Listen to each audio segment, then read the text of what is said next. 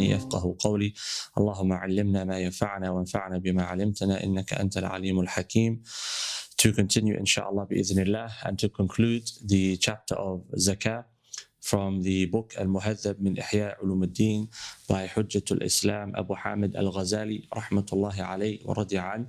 And we've reached Al-Fasl Al-Rabi', so the last section, fi sadaqati at-tatawwu', so in voluntary charity. So we've spoken about the zakah, we've spoken about some of the ahkam of zakah, etc., and the asrar of zakah.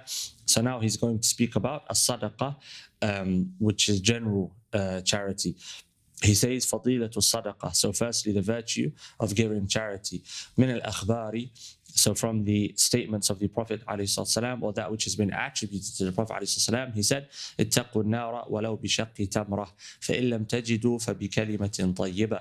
The Prophet ﷺ, he said, protect yourself from the fire, even if it's with شق تمرة, a portion of a date. He said, and if you do not find that you have a portion of a date, i.e. you don't have something small to give, then with a kalima tayyiba, with a good smile. And this is something that we often forget. The Prophet ﷺ, he said, إِنَّمَا الْأَعْمَالُ بِالنِّيَّاتِ. And we often forget that we can turn our actions into sadaqah simply by having the right intention. And I believe Imam Ahmad rahimahullah ta'ala, he said, zakatul ilmi at-ta'lim, that when you learn, you also have to give zakah. And what is the zakah of ilm? Just as you have to give zakah from your money, from your wealth, you have to give zakah from the provision that Allah provides you with of knowledge, which is what? To teach. Then he says, وقال عليه الصلاة والسلام ما من عبد مسلم يتصدق بصدقة من كسب طيب ولا يقبل الله إلا طيبا إلا كان الله آخذها بيمينه فيربيها كما يربي أحدكم فصيله حتى تبلغ التمرة مثل أحد.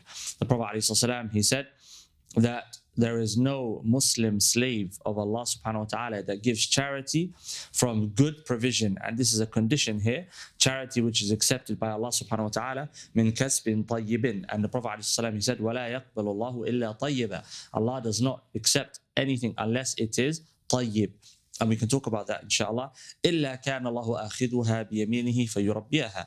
Except that Allah subhanahu wa ta'ala takes it and nurtures it, just as one of us would nurture an animal that we are taking care of, a young animal that we are taking care of.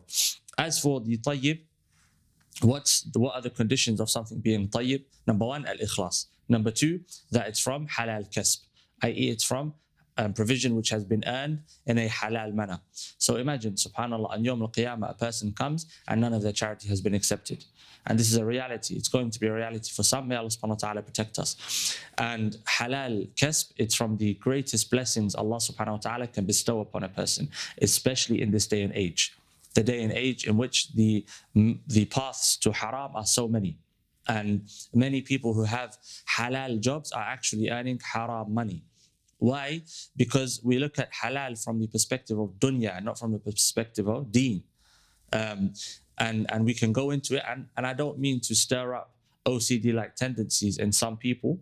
I'm not saying that we should be extra meticulous and make sure that our income is halal by the penny. But what I mean is, our understanding of halal is very basic, and our understanding of halal is very shallow.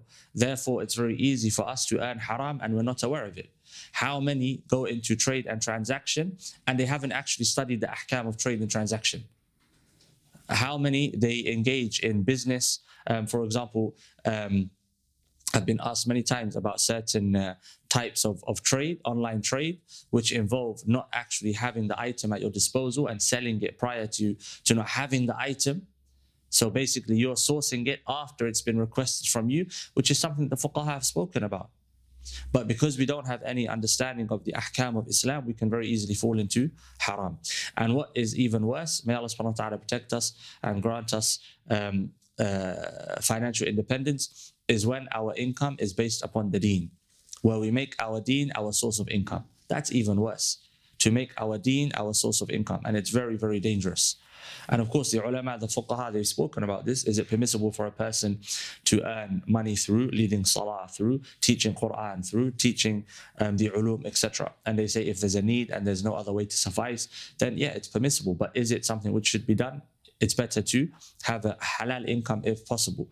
But the conundrum of the day is that in order to meet the needs of the Islamic community, the Muslim community, from the perspective of learning, teaching, islah bayn al-nas and all of these things, if you were to engage in that completely, then it's nearly impossible for you to have some source of income, i.e. that you earn with your hand outside of that remit. And so perhaps it's similar to the khulafa, where they take that which suffices them, i.e. that which allows them to live a sufficient life in accordance to the norms of society, and they don't take any more than that. And so if a person is taking, as they call, ujratul mithil, they are taking that which is the equivalent of the average salary for the hours that they are doing and so on and so forth, then perhaps that's the balanced approach to take. As for making it into a means of accumulating wealth, very, very dangerous. And that's what's happening today, unfortunately. So the Prophet ﷺ, he said, none of you will give except that, or no slave who believes in Allah subhanahu wa ta'ala, Muslim slave, gives charity except that Allah takes it and nurtures it and grows it for him, just as you will nurture and grow an animal that is beneath your responsibility. وقال عليه الصلاة والسلام كل امرئ في ظل صدقته حتى يقضى بين الناس. Subhanallah. And this hadith is one that we should pay attention to. May Allah subhanahu wa ta'ala open our hearts to be people of sadaqah. The Prophet عليه الصلاة والسلام, he said every person will be in the shade of his charity on Yawm al-Qiyamah until the people have been judged, until Allah subhanahu wa ta'ala judges between the people. So how should this make you feel? That I need to give as much charity as I can. If charity is going to be my shade on Yawm al-Qiyamah, then I need to give as much charity as I can. And remember, it's not about the amount. It's not the quantity, it's the quality. The quality. So I may be a poor person, but I give a small amount of charity. And subhanAllah, there's a very, very easy way to give charity today. And it's very an economic form of charity, but potentially a lot of reward. When it's hot, go to the supermarket, buy massive amounts of water and distribute the water amongst the homeless, distribute the water amongst the poor, those that you see asking, drug addicts, alcoholics, it doesn't matter. Distribute water amongst them. Why? They need water. And so you'll be rewarded for giving them water. And every person appreciates water. So this is a way of giving charity. You might be broke, but you can buy 12 bottles of water for what, £2 to £3. Not expensive. Distribute them.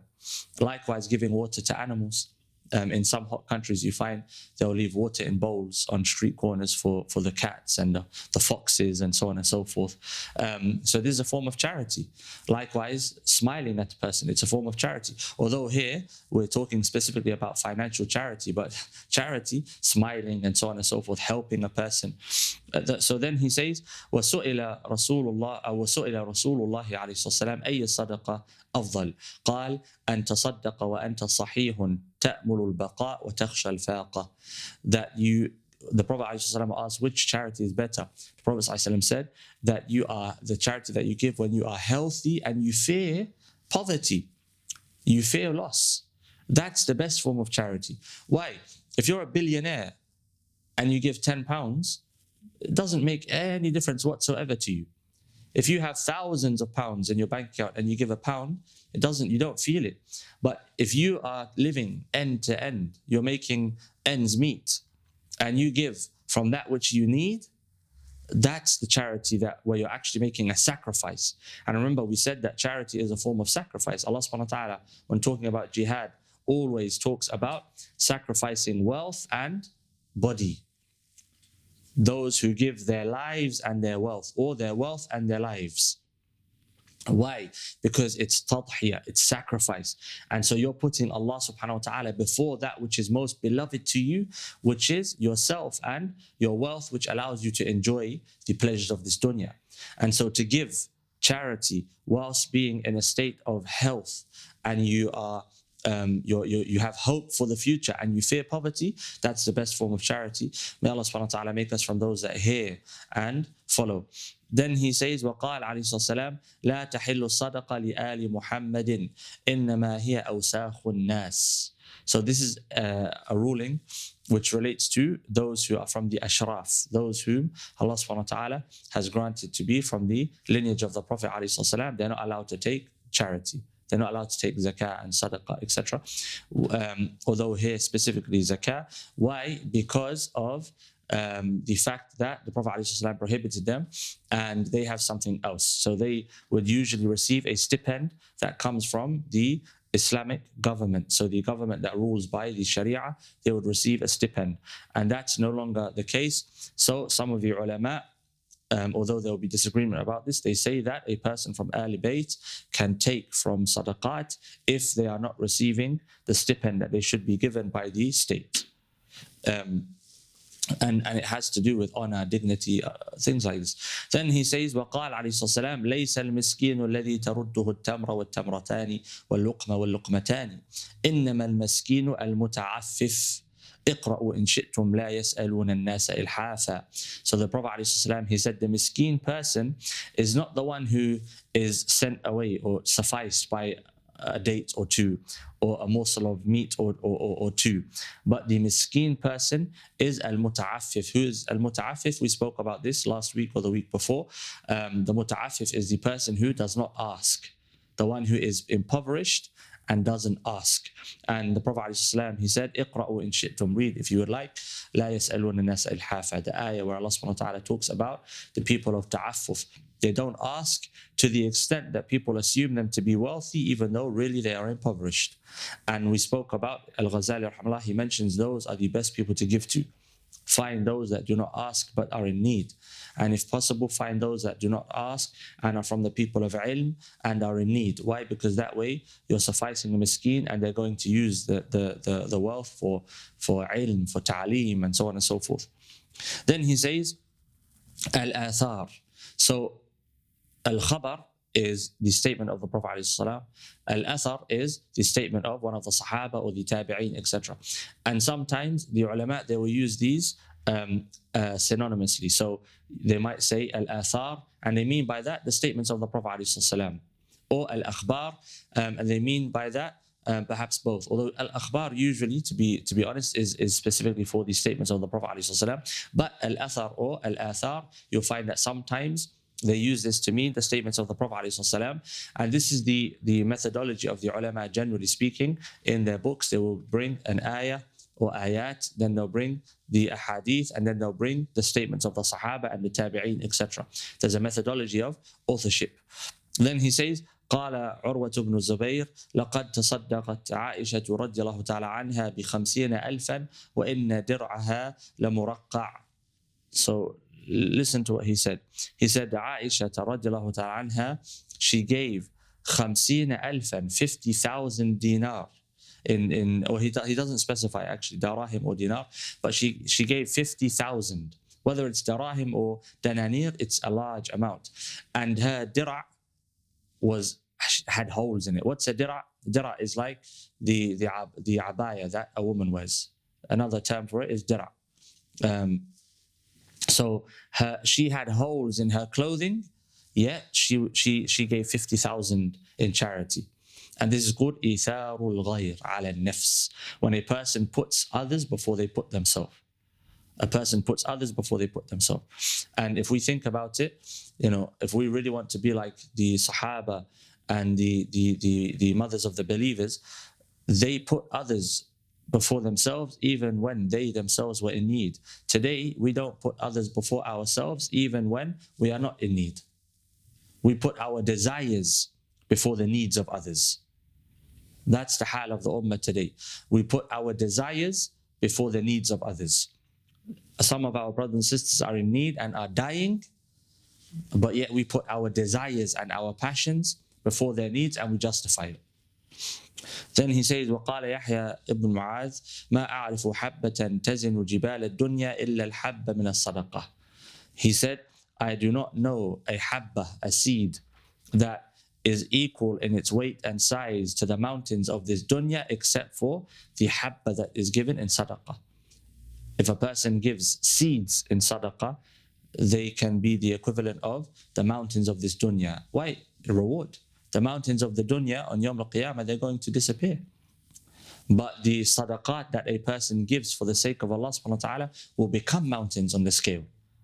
Then he says, وقال النخعي إذا كان الشيء لله عز وجل لا يسرني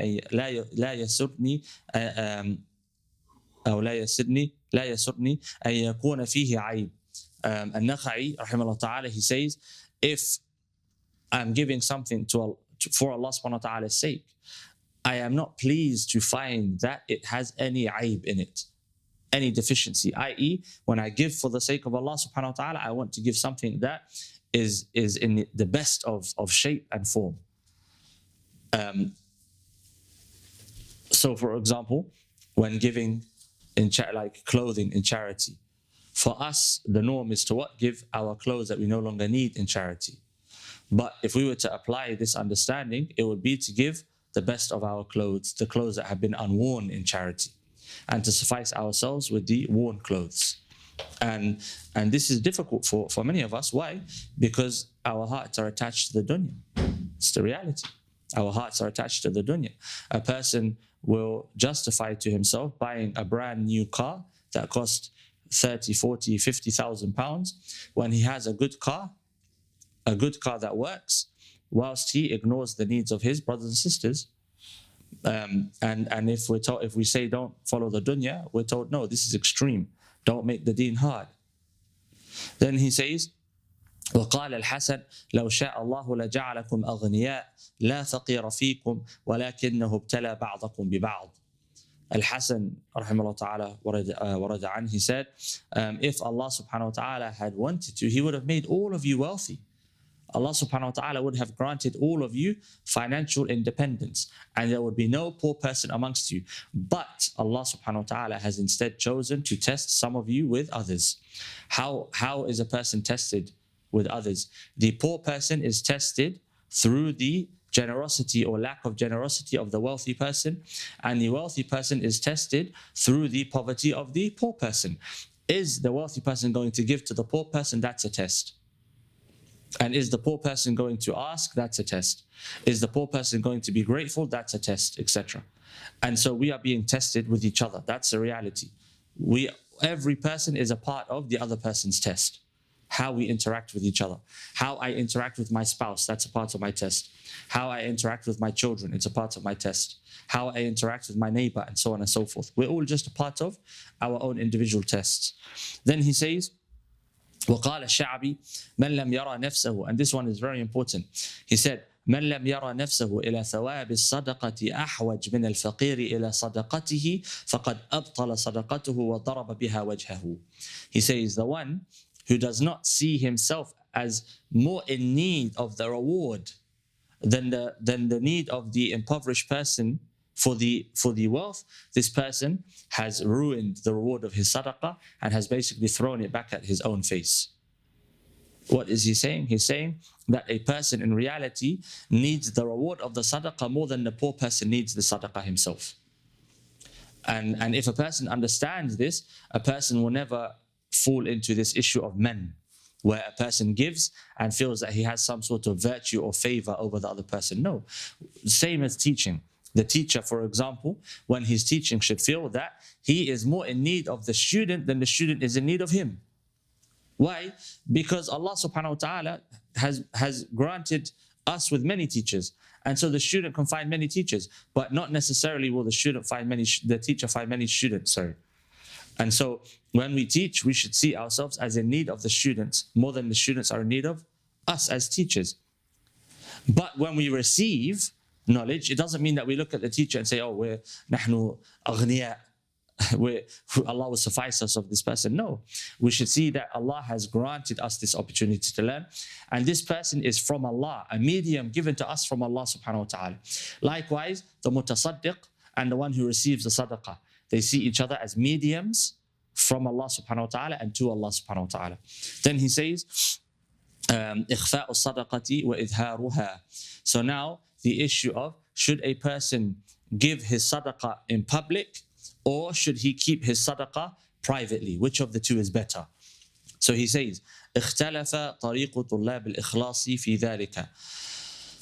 he says that the students of ikhlas, i.e. as-salikun, the ulama and the students of knowledge of rectification of the hearts, they have differed in this issue. He says, فَمَالَ قَوْمٌ إِلَى أَنَّ الْإِخْفَاءَ أَفْضَلُ. So some of them, they have leaned towards the notion that concealing your charity is better. وَمَالَ قَوْمٌ إِلَى أَنَّ الْإِظْهَارَ أَفْضَلُ. And some, they lean towards the idea that giving in public is better. He says, وَنَحْنُ نُشِيرُ إِلَى مَا فِي كُلِّ وَاحِدٍ مِنَ الْمَعَانِي وَالْآفَاتِ ثُمَّ نَكْشِفُ الْغَطَاءِ عَنِ الْحَقِّ فِيهِ. He says, and we are now going to clarify, i.e. Al-Ghazali rahmatullah ta'ala, and the readers of his book, we are going to read his words, and we are going to find out the benefits of both and the problems of both. And he says, we are then going to lift the lid on the reality of this matter. What's the truth in this issue? He says, أَمَّا الْإِخْفَاء فَفِيهِ مَعَانٍ. As for giving secretly, there are certain things to take into consideration. الْأَوَّلُ أَنَّهُ أَبْقَى لِلسَّتْرِ عَلَى الْآخِذِ. That it is better in concealing the one who's taking. And this is the asl, that we conceal the state and the blemishes, the mistakes, that which perhaps brings shame to our Muslim brother or sister. We conceal those things. We don't expose them publicly. So he says, أنه أبقى للستر على الآخذ فإن أخذه ظاهرا هتك فإن أخذه ظاهرا حتك لستر المروءة. He says, because when he takes the charity publicly, it basically leads to a revealing of his maru'ah. It removes the veil of maru'ah. And what is maru'ah? Maru'ah is perhaps it's similar to chivalry, but it's basically the way that a man, the demeanor and the state that a man holds himself to. Maru'ah. So for example, it's considered aib for a man to ask. It's considered aib for a man to be spent on constantly. All of these things is considered aib for a man to act in a certain way, to dress in a certain way. This is called maru'ah. And this is something which we have in our tradition, the principles of manhood, maru'ah. And so it's considered a blemish in the maru'ah of a person when he takes something publicly. Then he says, وَكَشْفٌ عَنِ الْحَاجَةِ. Likewise, it reveals to everyone else that this person is needy. وَخُرُوجٌ عَنْ هَيْئَةِ التَّعَفُّفِ وَالتَّصَوُّنِ الْمَحْبُوبِ.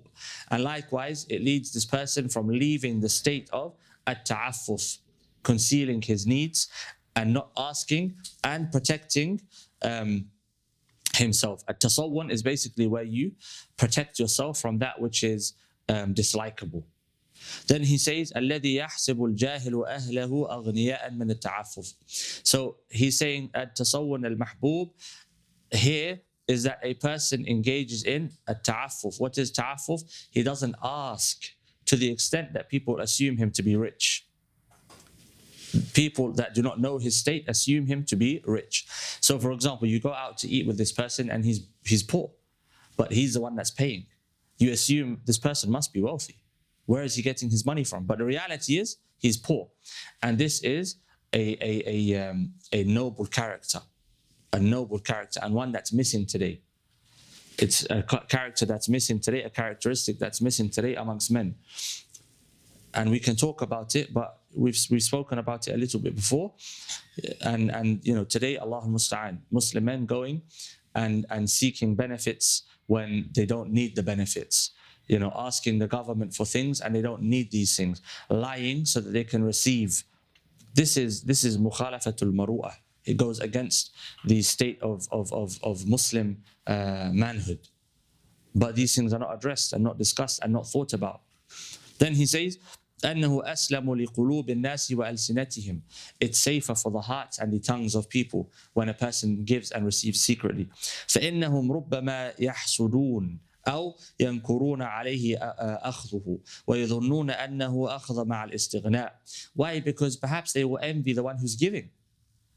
When you give publicly, for example, in the masjid, you give a large amount. it could be that people start to envy you. There's hasad. Likewise, people could look down upon the one who's taking, or could assume that this person is taking even though he's not in need. And so concealing your need is the best approach here. He says, according to this opinion, he says, الثالث إعانة المعطي على إسرار العمل فإن فضل السر على الجهر في الإعطاء أكثر. When giving privately, it helps the person who's giving to conceal his good deeds, and the virtue of giving or concealing good deeds is far greater than the virtue of giving publicly, or there are more. They are more numerous at least. Then he says, وَأَعْطَى رَجُلٌ. So he gives an example of something that's been narrated. He says, وَأَعْطَى رَجُلٌ لِبَعْضِ الصُّوفِيَّةِ شَيْئًا فِي الْمَلَأِ فرده فقال له لما ترد على الله عز وجل ما أعطاك فقال إنك أشركت غير الله سبحانه فيما كان لله تعالى فرددت عليك شركك. So it was a man gave publicly to some of those who are attributed to the Sufiya in front of everyone. And one of them gave it back to him. And so he said, why are you giving back that which Allah has given you? I.e., I'm a means of giving to you from Allah. And he said, I'm giving back to you because you have associated to Allah subhanahu wa ta'ala a partner in your action. I.e., you've done it in front of the people, and this is riya.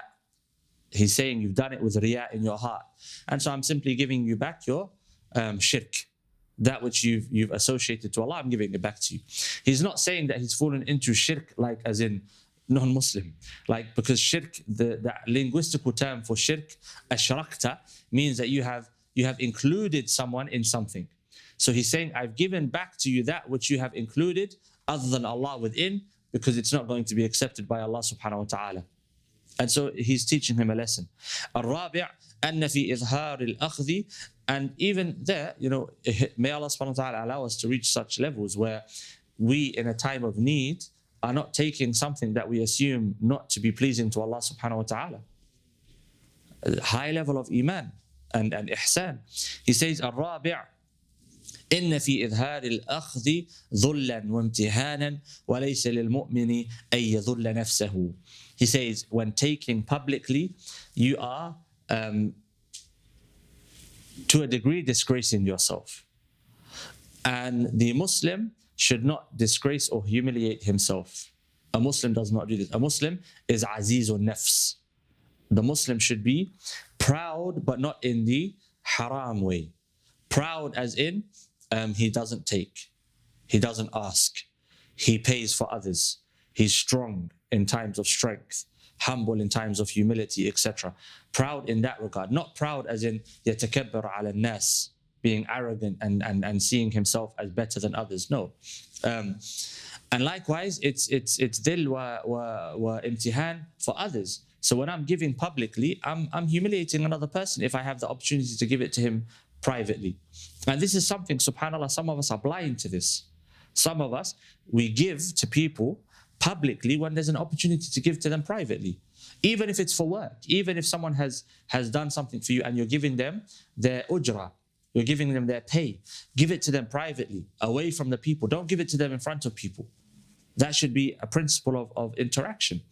For those of us that receive our salaries through bank accounts, etc., alhamdulillah, it's setter.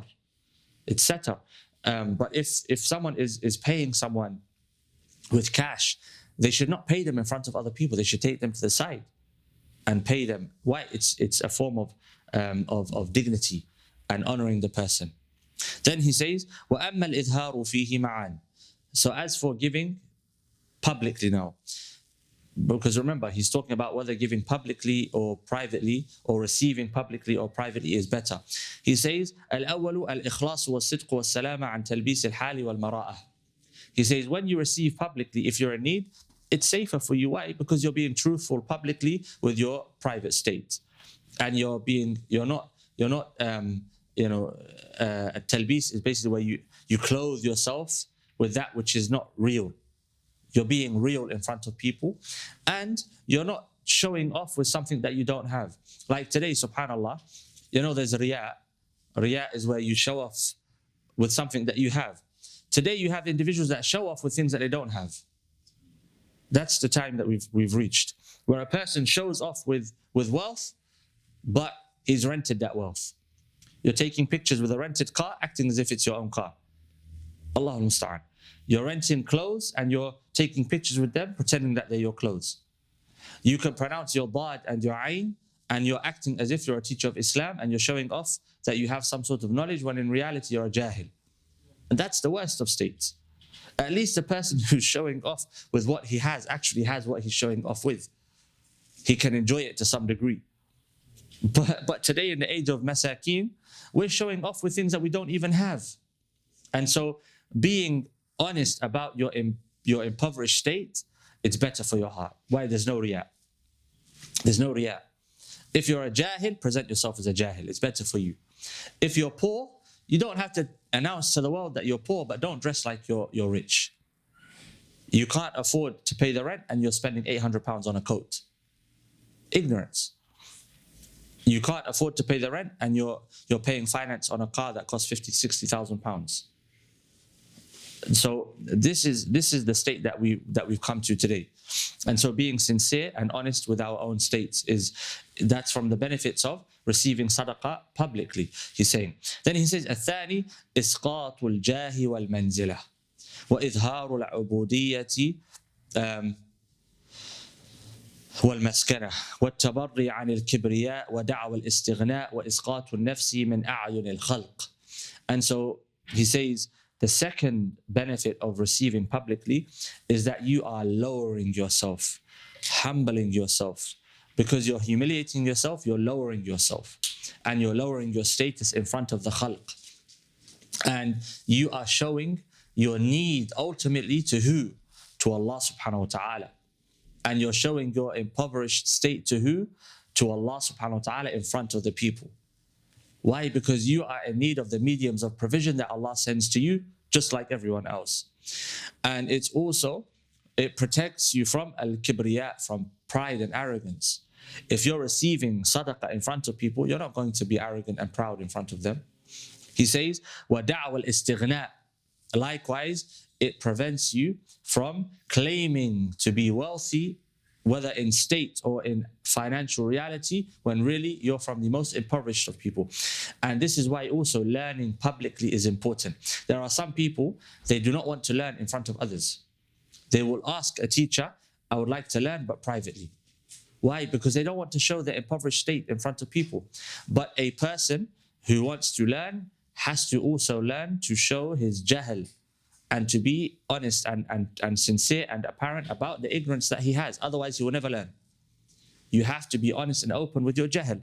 Why? Because then you will find the means to learn. But some, they don't want to learn. Why? Because they don't want people to see that they're ignorant. They don't want to go to a Quran halaqah to learn how to recite Fatiha. Why? Because they don't want the people to know that they can't recite Fatiha. They have shame. That's not a good form of shame. That's a bad form of shame. Then he says, وَإِسْقَاطُ النَّفْسِ مِنْ أَعْيُنِ الْخَلْقِ. And likewise, you lower yourself from the view of people. You put yourself down in front of the view of people. But what does this do? When you put yourself down in front of others, it also puts them down in front of you. Why? Because you don't really care about what they think about you anymore, because you know they know your reality, they know your state. And so it helps you to remove them from your heart as you remove yourself from their hearts. Then he says, الثالث هو أن العارف لا نظر له إلا إلى الله عز وجل والسر والعلانية في حقه واحد والالتفات إلى الخلق حضر أم غاب نقصان في الحال. He says, the third point is that al-arif. Who's al-arif? Al-arifu billah, the one who knows Allah subhanahu wa ta'ala. He has no perception except for the perception of Allah. Meaning, he doesn't see except Allah subhanahu wa ta'ala. He doesn't see the people. He doesn't see the dunya the way that the average person sees the dunya. No, he sees Allah subhanahu wa ta'ala through the dunya. So when he receives, he sees Allah through the receiver. When he gives, he sees Allah through that which he is giving. Everything that happens to him and comes to him and etc., he sees Allah subhanahu wa ta'ala. And so for him, his state publicly and privately is the same. He sees Allah subhanahu wa ta'ala, he doesn't see the dunya and its inhabitants. Therefore, when he receives publicly, or he gives publicly, he's being sincere to Allah subhanahu wa ta'ala either way. And he says, وَالْإِلْتِفَاتُ إِلَى الْخَلْقِ حَضَرُ أَمْغَابُ نُقْصَانٍ فِي الْحَالِ. And if he were to pay attention to the presence of people, whether they're actually present or they're not present, this would be a blemish or a deficiency in the state of being an arif. Then he says, الرابع أن الإظهار إقامة لسنة الشكر وقد قال تعالى وأما بنعمة ربك فحدث. So he says that when you are receiving publicly, you are establishing the sunnah of showing gratitude to the person who has given to you. And Allah subhanahu wa ta'ala, he says, as for the blessings of your Lord upon you, then let the people know about them. Then he says, فَالْآن, now, إذا عرفت هذه المعاني, if you have come to understand these points that have been mentioned, فاعلم أن ما نقل من اختلاف الناس فيه ليس اختلافا في المسألة. If you know these points and understand that which has reached us of the various opinions and statements about whether receiving and giving in public or receiving and giving in private is better or not, these statements are not in relation to the actual mas'ala, i.e., is it better to give in public or private? Is it better to receive in public or private? The difference of opinions in these issues are not in the actual issues themselves. Okay, so what are the differences of opinion in? He says, بَلْ هُوَ اخْتِلَافُ حَالٍ. It is about the circumstance of receiving, the circumstance of giving. So, he says, فَكَشْفُ الْغَطَاءِ فِي هَذَا, to reveal the reality and truth of this matter, أَنَّ لَا نَحْكُمُ حُكْمًا بَتًّا بِأَنَّ الْإِخْفَاءَ أَفْضَلْ فِي كُلِّ حَالٍ أَوْ الْإِظْهَارَ أَفْضَلْ. We don't give the opinion that receiving or giving publicly is better in all states, nor do we say that receiving or giving privately is better in all states. بَلْ يَخْتَلِفُ ذَلِكَ بِاخْتِلَافِ النِّيَّاتِ. It depends on the intentions. If you have two people, and they are both impoverished and poor, and one person, his intention is to receive sadaqah publicly so that people know that he's in need and give him more. One person is to receive sadaqah publicly so that he can get rid of the arrogance in his heart. Are they both the same? They're not the same. The first one is doing something wrong. The second one is doing something praiseworthy. And so he's saying the difference depends on the difference in intention. Then he says, وَتَخْتَلِفُ النِّيَّاتِ بِاخْتِلَافِ الْأَحْوَالِ وَالْأَشْخَاصِ. And intentions are going to be different based upon the different circumstances and the different people. For some, they are humble already. They don't need to humble themselves. For others, they're arrogant. They need to be humbled and put down. For some, the circumstance is that they have to receive publicly. For others, the circumstance isn't. And so on and so forth. So the opinion depends upon the circumstance, depends upon the context. Then he says, فَيَنْبَغِي أَن يَكُونَ الْمُخْلِصُ مُرَاقِبًا لِنَفْسِهِ حَتَّى لَا يَتَدَلَّى بِحَبْلِ الْغُرُورِ. And this last statement, don't apply this to sadaqah only. Apply this to every single act of worship and to every aspect of life that we can possibly apply it to. This is very, very important. Very important. These words need to be internalized. He says, فَيَنْبَغِي أَن يَكُونَ الْمُخْلِصُ. The mukhlis person should be someone who is holding himself accountable. مُرَاقِبًا لِنَفْسِهِ.